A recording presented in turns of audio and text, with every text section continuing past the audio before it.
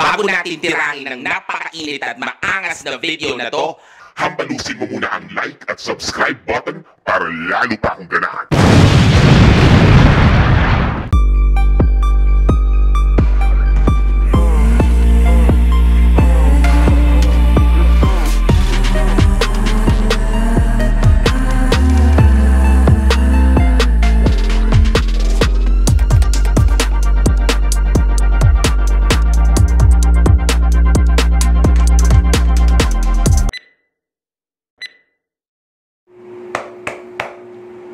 What's up guys? Ang pag-uusapan natin ngayon ay kung ano ba ang tanging sandatang napakamakapangyarihan ng lalaki sa isang babae.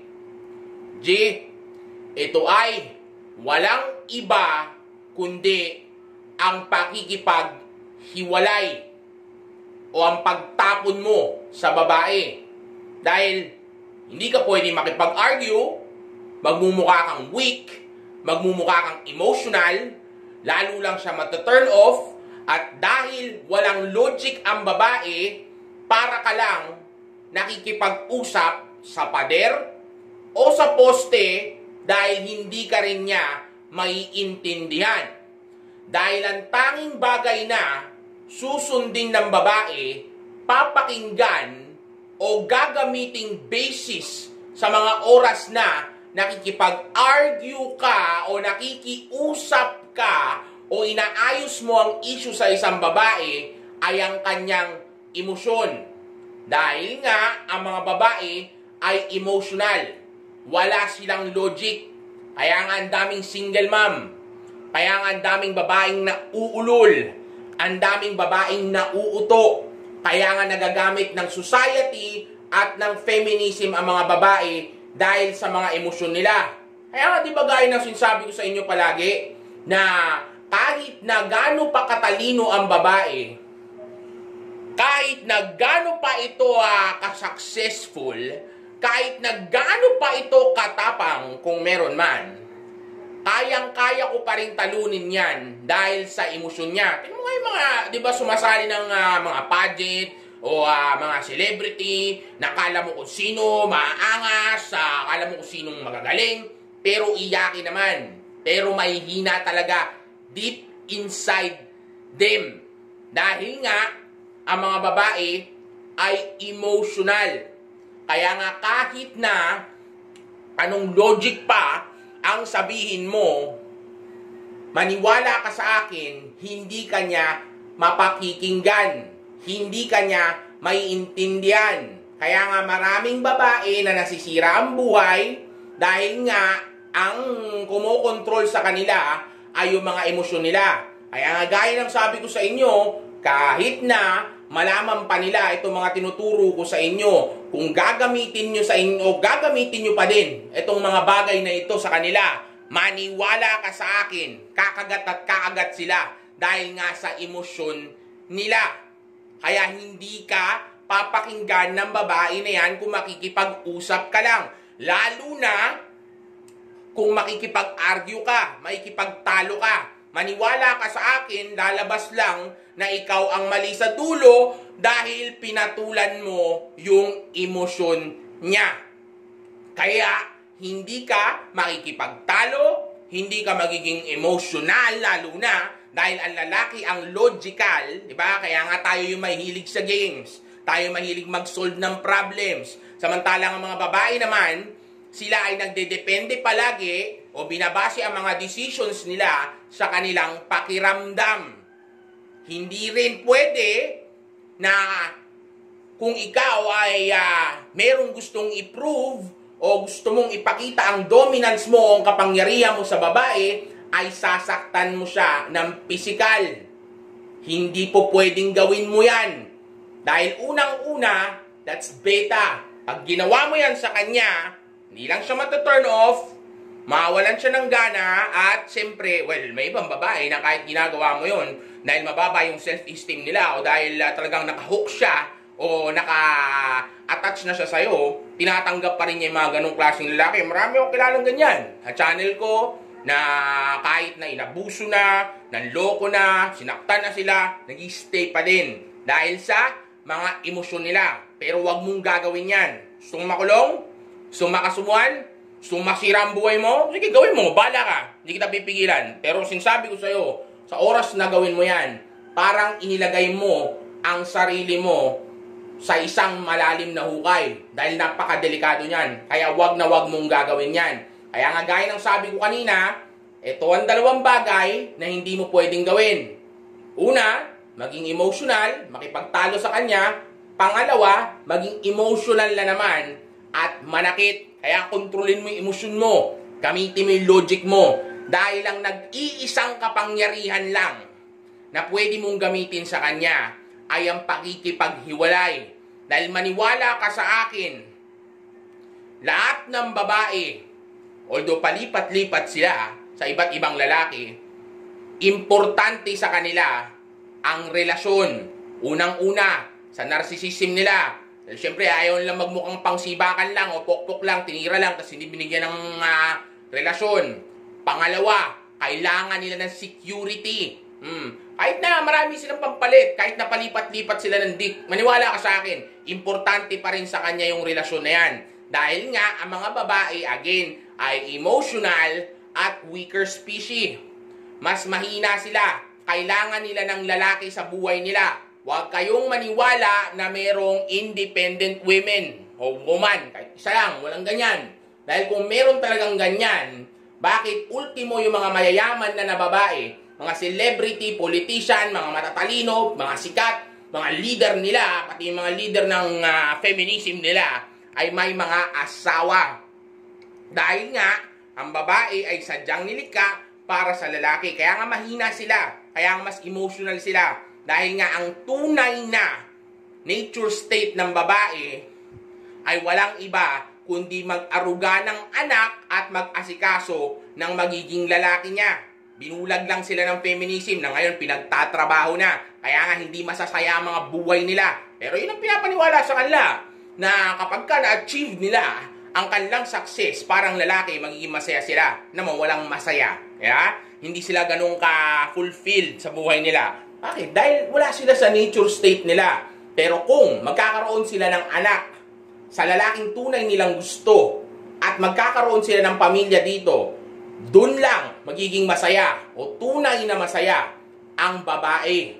Pero dahil nga may feminism na tinuturuan sila na okay lang, unahin mo yung karir mo, tapos magpalipat-lipat ka muna ng lalaki hanggang dumating ang time na nasa 30 ka na o 40 ka na, pag na-reach mo na yung success mo tsaka ka mag-asawa, then, ayan, ginagawa nila patuloy ang kalokohan na yan. Bulag na bulag sila. Kaya walang masaya. Kaya nga, again, importante sa kanila ang relasyon. Sa'yo naman, bilang lalaki, ang relasyon ay totoo lang, hindi naman importante. Dahil hindi mo kailangan ng relationship. Anong kailangan mo sa babae? Ha? Bukod sa sex. Wala nang iba. Ha? Kundi sex lang. Oo, may domestic comfort. Oo, meron silang ibang mabibigay katulad na lang ng companionship. Pero, kailangan mo ba yun? Essential ba yun para mabuhay ka? Kailangan mo ba na merong kausap ka sa loob ng kwarto o kasama manood ng pelikula o sabay kumain para lang mabuhay? Hindi, di ba? Pero kailangan kanya para mag-survive siya at lalo na pati yung offspring niya. Kaya hindi mo kailangan ng babae dahil yung mga kaya mong gawin sa sarili mo, kaya mo yun mag-isa. O yung mga kaya mong ibigay sa kanya, kaya mo yun gawin sa sarili mo. Kaya nga ikaw dapat ang prize. Pero dahil binulag tayo ng society, ngayon itong mga malalambot na beta male, ang paniniwala nila ay kailangan nila ng babae para mabuhay sa mundo, para maging masaya. Kahit na sinong babae pa ang makasama mo sa buhay mo, kung hindi mo makikita ang purpose mo at hindi ka kontento sa buhay mo at kung gagamitin mo lang yung babae bilang pampasaya sa'yo, maniwala ka sa akin, mababato ka pa din. Hindi ka pa rin magiging masaya. At ang downside pa nito ay mawawala sa'yo yung babae mo. Dahil ang babae ay naghahabol sa lalaking may value. Yung price. Kaya dapat nakatutok ka sa purpose mo. Purpose mo na magpapasaya sa'yo. purpose mo na magpapaka-busy sa'yo, na kapag busy ka, magiging scarcity ang time mo, na kapag ka naging scarcity ang time mo, nakukunti na lang ang kaya mo ibigay sa baby love mo, maniwala ka sa akin, mas tataas ang value mo. Mas magiging high value ka sa mata niya, mas i-cherish niya o mas papahalagaan niya yung oras mo. Kaya nga, since ikaw ang mas importante sa relasyon, kapag ka nagkukupal na yung babae o hindi na sumusunod sa'yo, hindi cooperative, hindi feminine, hindi submissive, kupal ang ugali, o hindi na nag-i-improve ng itsura niya, itapon mo yan. Pakita mo sa kanya kung sino ang boss. Dahil kung hindi mo gagawin yan, o hindi mo man lang siya bibigyan ng anxiety na pwede kang mawala, o let's say fear of loss, pati na rin yung let's say bibigyan mo siya ng assurance sa utak niya na nandiyan ka lang palagi, maniwala ka sa akin, yung babae na yan, lalaki ang ulo. Lalo hindi siya mag-improve. Kasi alam niyang nandiyan ka lang. Alam niyang wala kang kapangyarihan sa kanya. Hindi mo siya pwedeng sigawan. Hindi mo siya pwedeng, dahil pag sumigaw ka, hindi ka real man. Hindi mo siya pwedeng saktan dahil hindi ka rin real man. Diba? Alam niya yun. Titingnan ka niya ng mata sa mata na alam niyang hindi mo kayang gawin sa kanya yun. So, hindi mo pwedeng gawin sa kanya yun. So, ano lang pwede mong gawin sa kanya? Kunin mo yung pinapahalagaan niya. Yung pinaka-importante sa kanya, yung relasyon. O, kung nagde-date man kayo, pakita mo sa kanya na pwede kang mawala. O kaya, kunin mo talaga, umalis ka na. O kung di naman nagkukupal yung babae, at least wag mo siyang bigyan ng certainty. Dapat palaging meron siyang feeling of uncertainty.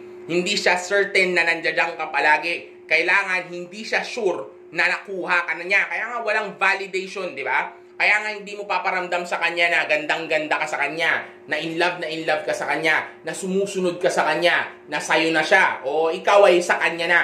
Dahil sa oras na gawin mo yon at naging sure na siya, mag-iiba yung ugali niya, lalaki yung ulo niya, magiging sure na siya sa sarili niya, pag nagkaroon siya ng assurance na yon, panigurado mababato na siya. At pag nabato na siya, dahil nga emotional ang babae, maghahanap na ang babae ng ibang lalaki na magbibigay sa kanya nung excitement na yun, again, na ikaw yung dating nagbibigay. Nung nag-uumpisa kayo dahil hindi pa siya sure. Ngayon, pag alam na niya, na nakuha ka na niya, yung bagong lalaki na nakilala niya na hindi pa siya sure na yun yung kanya, yun yung ipapalit niya sa'yo. Kaya instead na pakita mo sa kanya na sa'yo may kapangyarihan sa relationship, ipakita mo na ikaw, na hindi kanya pwedeng basusin. Pero wag mong sabihin. Basta pakita mo sa kanya, iparamdam mo. Kaya nga no validation. Sundin ninyo yung mga game na itinuturo ko. Dahil pag sinunod ninyo yun, maniwala kayo sa akin, yung babae, parang palagi na lang kinakabahan na, o kaya nakatiptoe na iniisip niya na pwede kang mawala anytime. At yun yung pinaka-best na posisyon na maibibigay mo sa isang babae, pati na din sa'yo. Maliban sa doggy. Okay?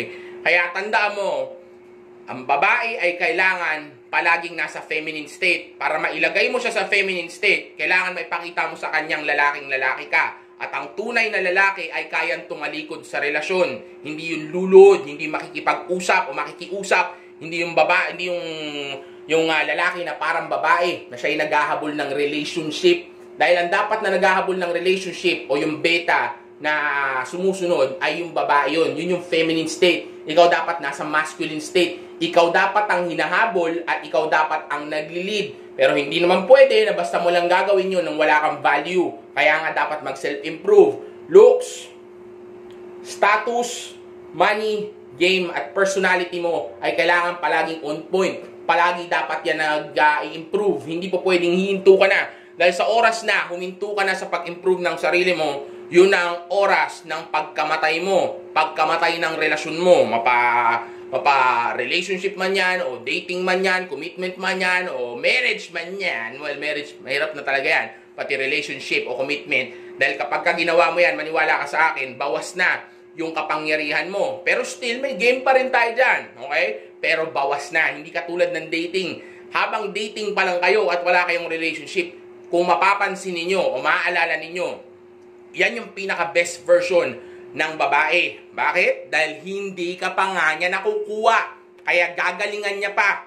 Nature ng tao na kapag ka naging kampante na siya o naging nakaramdam na siya ng comfort, nag-iiba na yung performance niya. Humihinto na siya. Kahit ikaw, kung magiging milyonaryo ka na ngayon, bilyonaryo ka na ngayon, sigurado, babawasan mo na yung hassle mo. Kaya kahit nasa babae, pag nakuha mo na yung babae, panigurado, babawasan mo na yung hassle mo. At isa pa, gaya ng sabi ko sa inyo, ang babae, para ma-inlove sa lalaki, kailangan hindi siya palaging available. Hindi siya needy. Hindi siya palaging nandun para sa babae na yon.